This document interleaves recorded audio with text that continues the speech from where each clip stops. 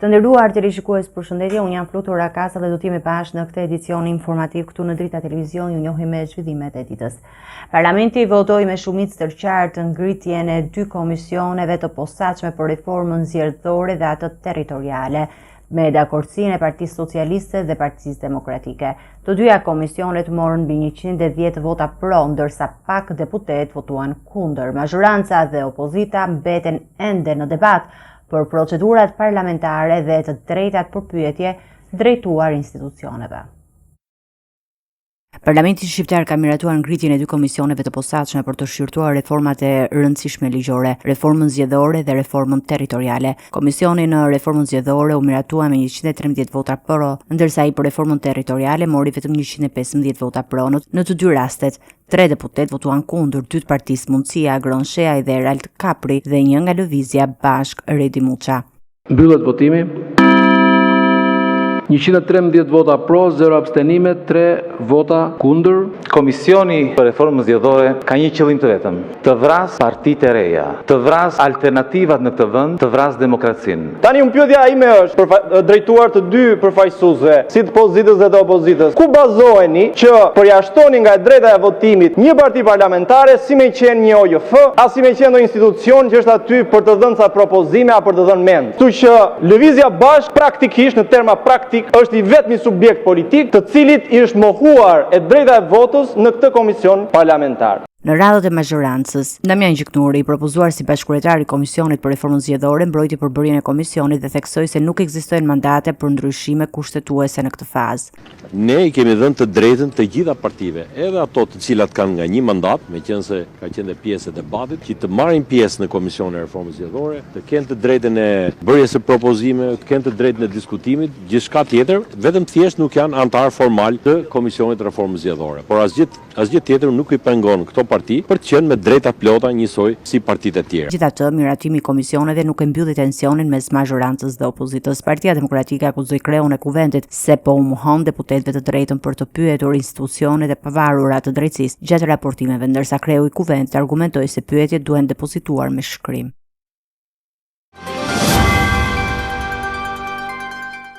Kryeprokurori i SPAK-ut Altin Dumani u paraqit sot në kuvent për të raportuar mbi hetimet e përgjithshme të zhvilluara nga prokuroria e posaçme. Ai u shpreh se SPAK vijon hetimet për çështjet më të rëndësishme të korrupsionit dhe krimit të organizuar, duke garantuar transparencë dhe bashkëpunim me organet ligjzbatuese. Dumani theksoi gjithashtu sfidat e sistemit për shkak të numrit të madh të dosjeve dhe nevojës për forcimin e kapaciteteve të prokurorisë. Kreu i prokurorisë së posaçme Altin Dumani raportoi sot në kuvent mbi veprimtarinë e SPAK për vitin 2024, ku u përball me pyetje të drejtpërdrejta nga deputetët lidhur me hetimet ndaj zyrtarëve të lartë të qeverisë dhe opozitës.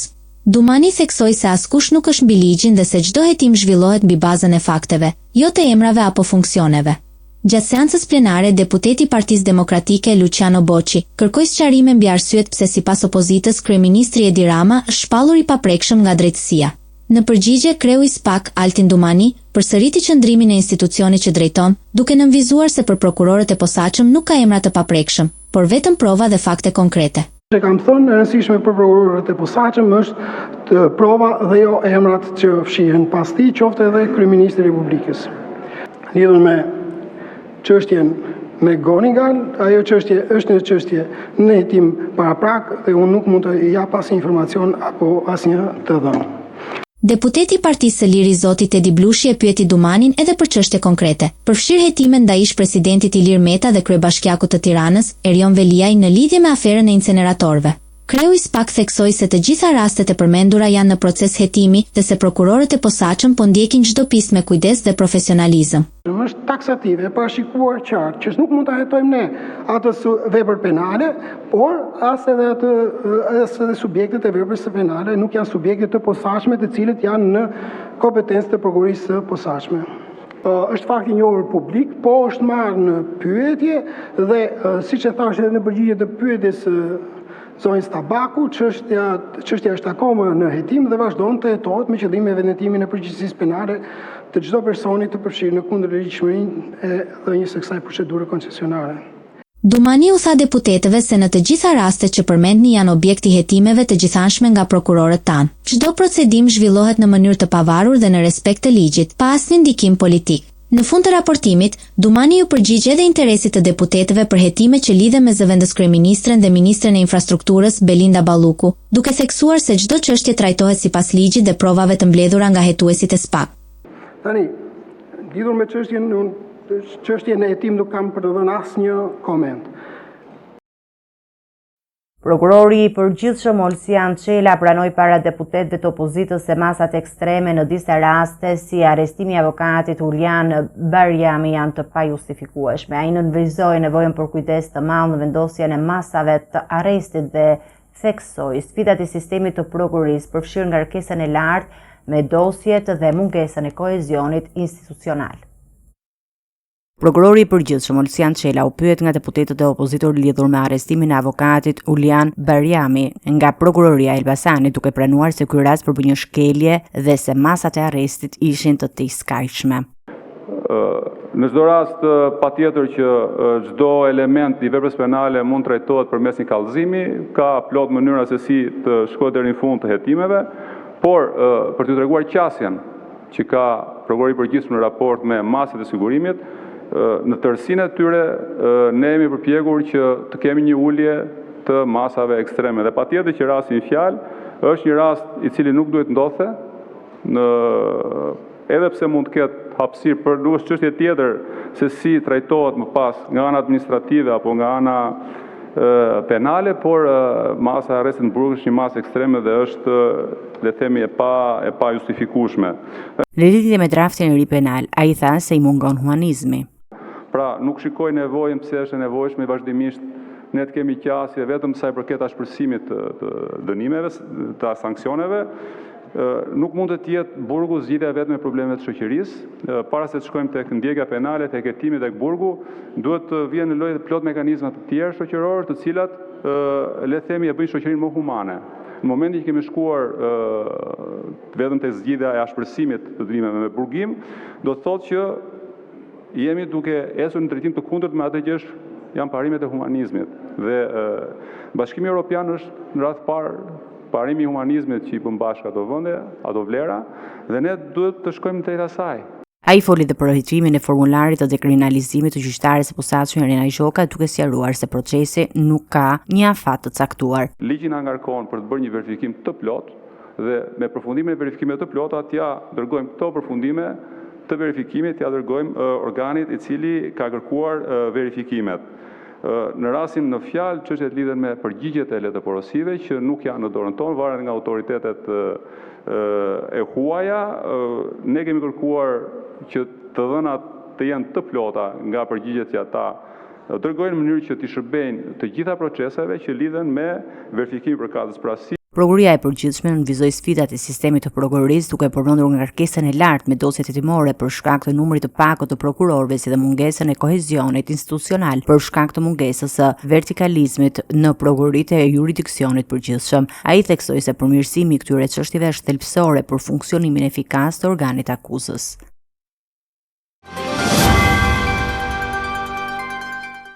Gjykata e posaçme GKK la në fuqi sekuestrimin e një serie pasurish të dhëndrit dhe vajzës së ish kryeministrit Sali Berisha, duke rrëzuar kërkesën e tyre për lirimin e pronave. Maltezi dhe Berisha pretendojnë se pasuritë e sekuestruara nuk lidhen me veprën penale të dyshuar dhe se disa prona janë në bashkëpronësi të Arkita Maltezit, e cila nuk ka asnjë barë penale. Gjykata e posaçme e GKK-s la në fuqi sekuestrimin e një sër pasurish të dhëndrit dhe vajzës së ish kryeministrit Sali Berisha, duke rrëzuar kërkesën e tyre për lirimin e pronave. Gjyqtarja Elsa Udhiri e gjykatës së posaçme la në fuqi vendimin për ngrirjen e gati 25 pasurive të luajtshme dhe të paluajtshme të Jamar Maltezit dhe Arkita Berishës, pjesë e dosjes Partizani. Kërkesa e tyre për heqjen e sekuestrove u bazua në argumentin se pasuritë e sekuestruara nuk janë të barazvlefshme me produktin e veprës penale për cilën dyshohet, duke duke kërkuar lirimin e pronave për të përdorur lirshëm. Sipas kërkesave, disa prej pronave të bllokuara janë në bashkëpronësi të Argita Maltezit, e cila nuk ka asnjë përfshirje penale në këtë çështje. Gjithashtu ata argumentuan se masa e sekuestros ka një efekt të padrejtë financiar dhe juridik mbi jetën e përditshme dhe aktivitetin e tyre ekonomik. Paralelisht me këtë proces për zhbllokimin e pasurive, Jamarbë Maltezi po përballet edhe në gjykatën e posaçme për çështjen kryesore në themel. Ai ka deklaruar se procesi ndaj tij është një gjueti shtrigash me motiv politik dhe ka akuzuar prokurorinë dhe gjykatën e posaçme për manipulim të provave në të paktën 30 raste, duke vënë në dyshim legjitimitetin e hetimeve dhe vendimeve. Ky zhvillim shënon një etap tjetër në një proces juridik që ka tërhequr vëmendje të madhe për shkak të lidhjeve të përfshirëve me ish kryeministrin Sali Berisha edhe implikimet e mundshme politike të hetimit. Vendimi i GKO-s konfirmon se sekuestrimi mbetet në fuqi, ndërsa palët duhet vazhdojnë të kërkojnë rishikime në rrugët juridike. Deputeti i Partisë Demokratike Bledion Albati është thirrur këtë të hënës pak për të dhënë shpjegime mbi përplasjen gjatë fushatës elektorale në 3 maj në Bilisht. Pas daljes nga SPAK, Albati tha se është thirrur si person që ka dieni për ngjarjen. Deputeti demokrat Bledion Albati është paraqitur në ambient të SPAK-ut të hënën për të sqaruar rolin e tij në një incident të ndodhur gjatë fushatës elektorale të 11 majit në Bilisht. Ngjarja ka ndodhur me 3 maj, ku deputeti dhe vëllai i tij Altin Albati u përfshin në një përplasje me një shofer kamioni. Pamjet e mëvojshme treguan deputetin duke u ngjitur në shkallët e kamionit dhe duke goditur shoferin. Për këtë rast, vëllai i deputetit u arrestua dhe më pas u lanë në masën e detyrim paraqitjes, ndërsa Bledion Albati nuk u procedua më njëherë. Pas daljes nga SPAK, deputeti deklaroi se është thirrur vetëm si person që ka dieni për ngjarjen. Sa i përket çështjes time, isha për të sqaruar situatën e këtij konfliktit banal dhe të stisur nga Niko dhe çerrat e vet në fushat, me synim cënimin e imazhit tim edhe cënimin e procesit zgjedhor. Deklarova si person në dieni. Ky nuk është rasti i parë që Bledion Albati thirret nga prokuroria. Në tetor të vitit 2023 ai është thirrur për një incident tjetër gjatë një seance ku goditi me grusht deputetin socialist Vullnet Sinaj. Ngjarjet e fundit risjellin në fokus tensionet e mëparshme të deputetit me kundërshtarët politikë dhe procedurat ligjore që lidhen me to.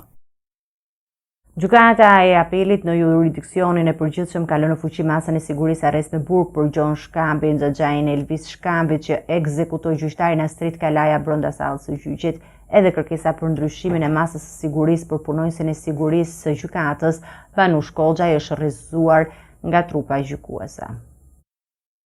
Gjon Shkambi, dëgjai autorit të vrasjes së gjyqtarit Astrid Kalaja, do të vazhdojë të qëndrojë në qeli. Vendimi është marrë nga gjykata e apelit në jurisdiksion përgjithshëm, e cila refuzoi kërkesën e tij për zëvendësim të masës së sigurisë. Gjyqtari Genti Shala nuk mori parasysh argumentet e mbrojtjes, duke e vlerësuar se rrethanat e ngjarjes dhe roli i tij në krim kërkojnë vazhdimin e ndalimit. Në të njëjtën seancë, gjykata rrëzoi edhe ankimin e Vanush Koxhat, punonjës së sigurisë së gjykatës së apelit, i cili akuzohet për shpërdorim detyre. Koxhaj dyshohet se nuk kreu kontrollin e ndaj Elvis dhe Gjon Shkambit në hyrje të gjykatës, duke lejuar futjen e armës me të cilën u krye krimi. Sipas hetimeve të prokurorisë, edhe pse detektori sinjalizoi prezencë metali, ai nuk ndërhyrje për të bërë kontroll fizik ndaj autorit të vrasjes. Ndërkohë, i vetmi që nuk ankimoi masën e sigurisë arrest me burg është Elvis Shkambi. Ai pas ekzekutimit të gjyqtarit nuk shfaqi pengesë për veprimin e tij, duke deklaruar para grupit të timor se i kishte rënë në qafë me vendimet gjyqësore për çështje pronësie. Ngjarja e trondit se ndodhi në sallën e gjyqit të apelit me njëherë pasi gjyqtari Astrid Kalaja shpalli vendimin për një konflikt pronësie mes familjeve Shkambi dhe Kurtaj. Kalaja u qellua për vdekje nga Elvis Shkambi dhe ndroi jetë gjatë transportit drejt spitalit, ndërsa Rakip dhe Elvis Kurtaj mbetën të plagosur.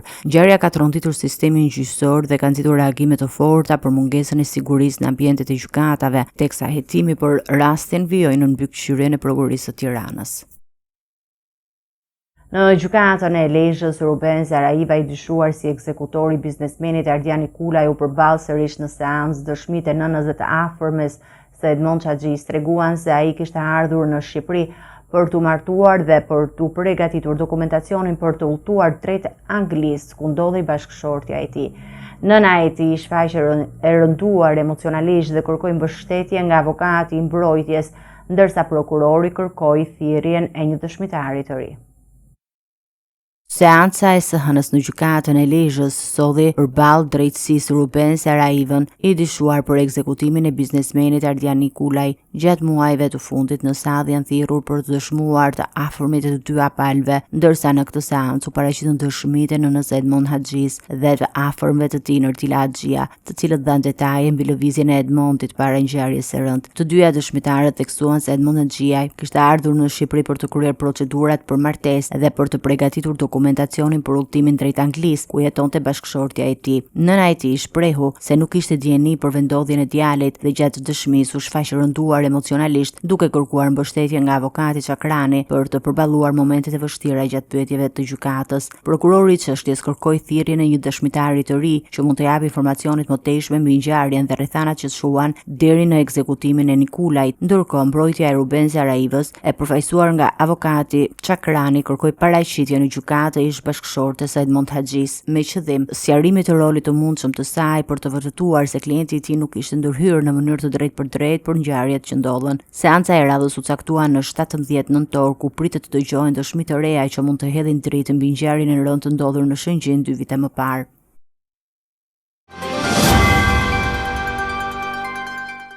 Një sher i çastit i ndodhur mbrëmjen e së dielës në fshatin Golem të Lushnjës ka përfunduar me 8 plagosur me thik. Ngjarja ka ndodhur brenda një lokali ku po konsumoheshin pije alkolike. Të plagosurit janë Babe Bir, Bardhyl dhe Klajdi Tafa, si dhe Donald Marku.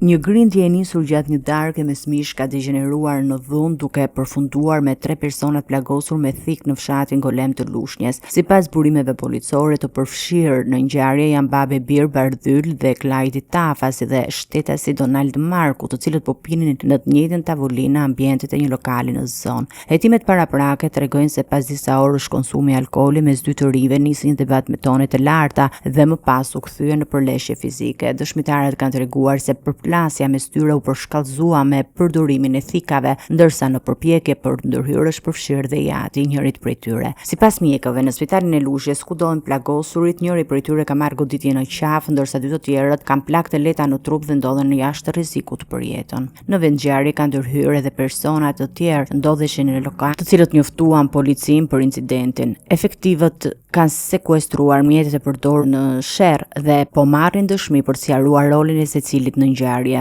Ndërkohë, 3 plagosurit pritet të merren në pyetje sapo gjendja e tyre shëndetësore ta lejojë. Edhe mëngjesin e sotëm, Kuksi në zonat përreth përballet me rreshje shiu dhe erëra të forta, duke shkaktuar rrëshqitje dherash dhe rënje guresh në akset rrugore. Rrugët rurale kanë pasur dëmtime, ndërsa në disa zona vijojnë të jenë pa energji elektrike.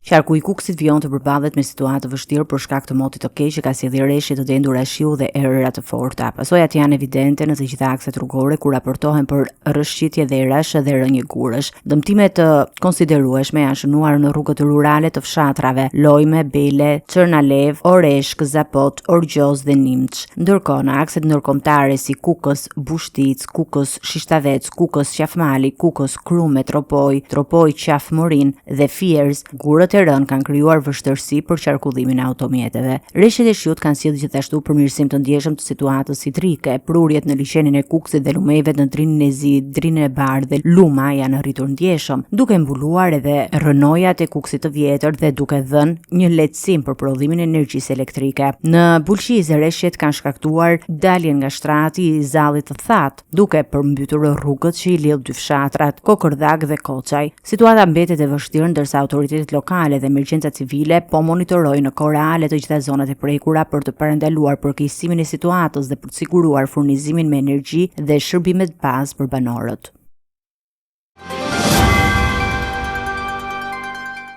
Të nderuar teleshikues, do të njihemi me parashikimin e motit. Territori shqiptar për datën 28 tetor 2025 do të jetë në ndikimin e masave ajrore të qëndrueshme, me mot kryesisht të kthjellë dhe vranësira të lehta kalimtare në disa zona verilindore. Gjatë paradites në veri priten rreshje shumë të izoluara shiu, ndërsa në pjesën tjetër të vendit moti do të jetë i qetë me intervale të gjata me diell.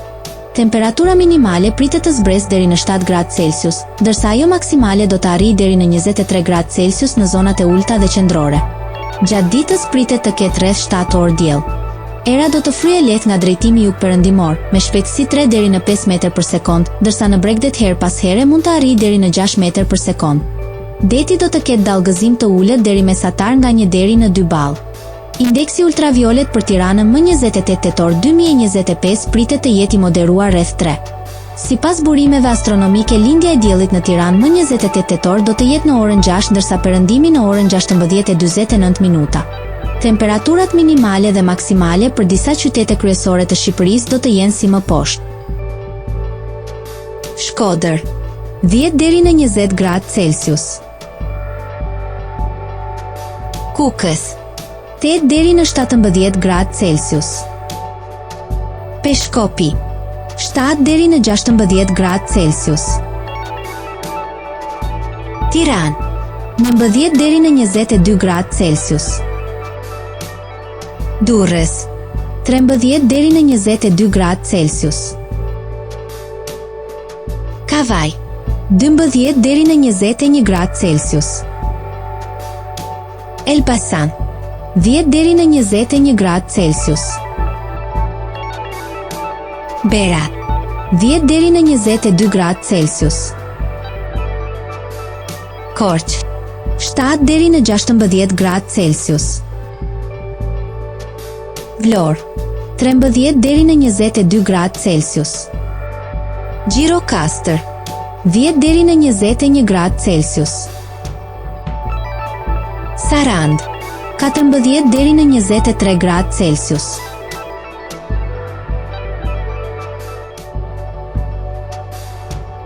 Territori i Kosovës për datën 28 tetor 2025 do të jetë në ndikimin e masave ajrore të freskëta me mot të kthjellët dhe vranësira të lehta kalimtare. Në orët e paradites pritet mjegull lokale në ulësira, ndërsa gjatë pasdites moti do të jetë kryesisht me diell. Temperatura minimale pritet të zbresë deri në 4 gradë Celsius, ndërsa ajo maksimale të arrijë deri në 16 gradë Celsius në qytetet kryesore. Era do të fryejë lehtë nga drejtimi verilindor me shpejtësi 2 deri në 4 metër për sekond.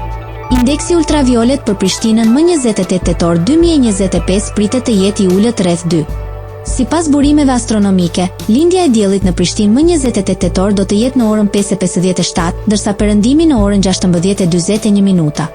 Temperaturat minimale dhe maksimale për disa qytete kryesore të Kosovës do të jenë si më poshtë. Mitrovica, 5 deri në 14 gradë Celsius. Podujev, 4 deri në 14 gradë Celsius. Skënderaj, 5 deri në 14 gradë Celsius. Pej, 6 deri në 15 gradë Celsius. Prishtinë, 4 deri në 15 gradë Celsius. Gjakov, 6 deri në 15 gradë Celsius. Malishev, 5 deri në 14 gradë Celsius. Gjilan, 5 deri në 14 gradë Celsius. Ferizaj, 5 deri në 14 gradë Celsius. Kaçanik, 5 deri në 14 gradë Celsius. Suharek, 6 deri në 15 gradë Celsius. Prizren, 7 deri në 16 gradë Celsius. Ishte gjithçka e përgatitur në këtë edicion informativ. Për më shumë zhvillime dhe informacione të reja, klikoni në faqen tonë zyrtare drita.tv. Mund të na ndiqni edhe në rrjetet tona sociale, Facebook, Instagram, YouTube, ku jemi me përditësime në çdo kohë. Vazhdoni të qëndroni në shoqërinë e programacionit të Drita Televizion. Bashkë do takohemi në edicionin e ardhshëm.